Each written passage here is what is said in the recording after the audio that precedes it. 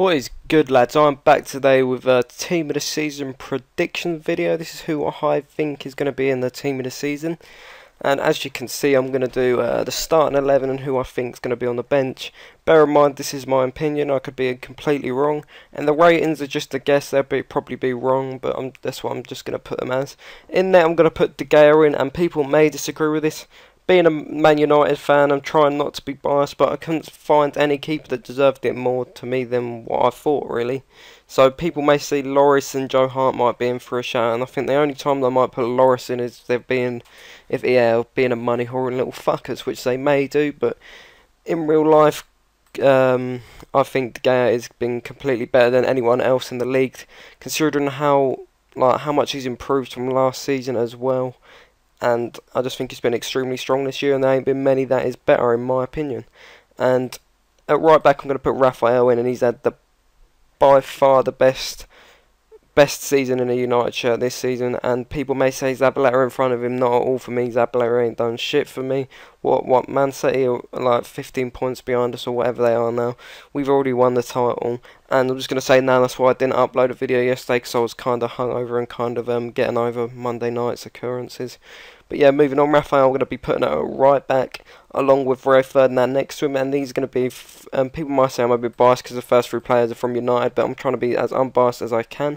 Put Rio Ferdinand in because I think he's had a great season as well. He's been a real rock at the back, winning every header in the air, getting a lot of clean sheets. He's even been credited a few assists, and I think he's had a great season, and when he has played, he's played extremely well. I've not seen him really have a bad game.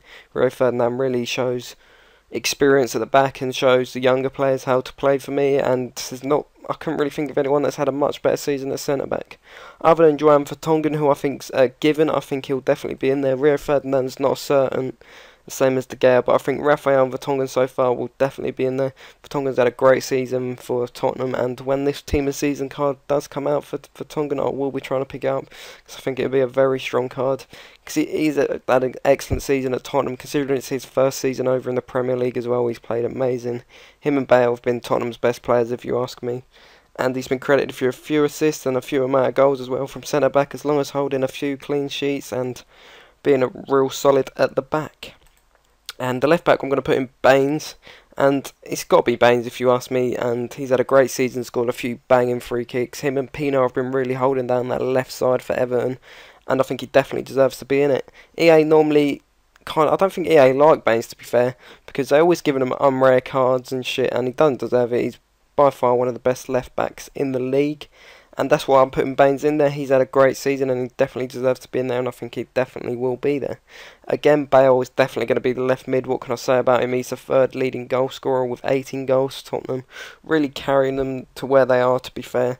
And he's just had a great, astonishing season. I hope Fergie, being a United fan, may look into bringing him over to United. I don't see it happening, but I would be really proud and honoured if he does come to United. And in the centre mid position, I'm going to be putting in Fellaini, and as you can see, I reckon it'd be an 87 rated card. This is just a guess mine, but he's had a great season. He's done extremely well for Everton. He's a real tall guy, gets in a lot of well, not trouble, but troubles a lot of defences is what I'm trying to say. Him and his height just absolutely fuck people up, to put it bluntly. I remember the first game of the season when it absolutely destroyed United, wins every header more or less, and he's been a great force for Everton, and they'll be lucky to hold on to him.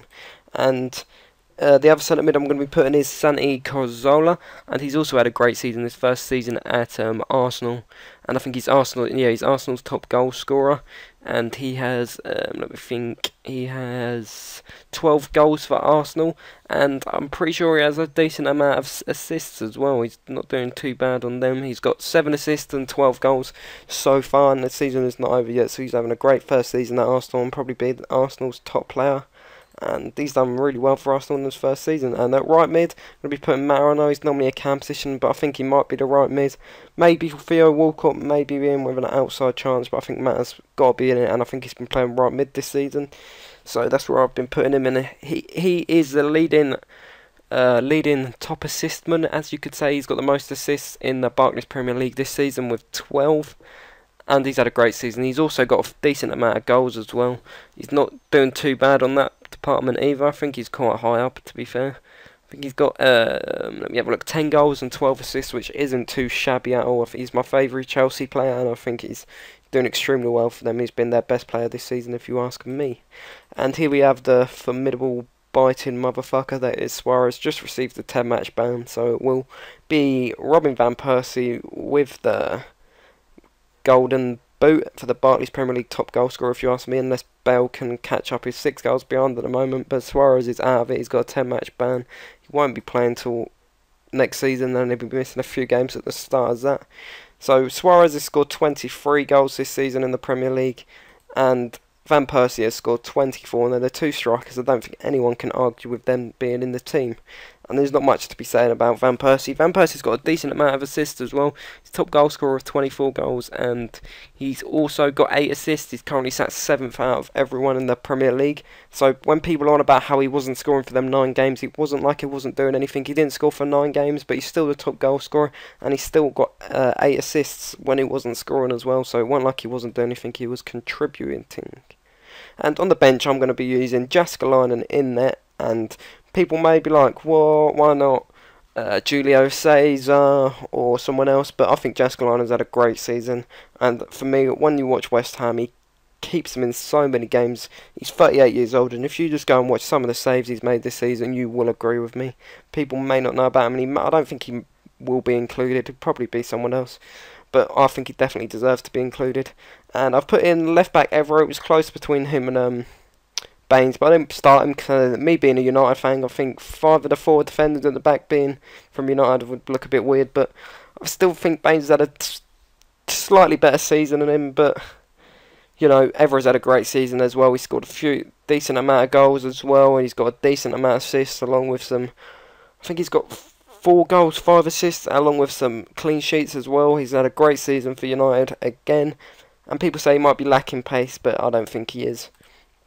He's still going to be a great United centre left back for years to come. And Ivanovic is a weird one. You might not be expecting it, but I think he's had a great season, and he's actually one of the highest scoring defenders in. I don't know if you play fantasy football or any of that, but he's one of the highest scoring defenders on that. At the beginning of the season, he was scoring a lot of goals. He's had a lot of clean sheets. He's been bit, so he's got to be in there for being bit. What else? He's had a lot of clean sheets. He's scored a lot of assists. He's been playing right back and centre back, a bit of mix of the both. But I think he deserves to be in there. I think he's had a great season for Chelsea.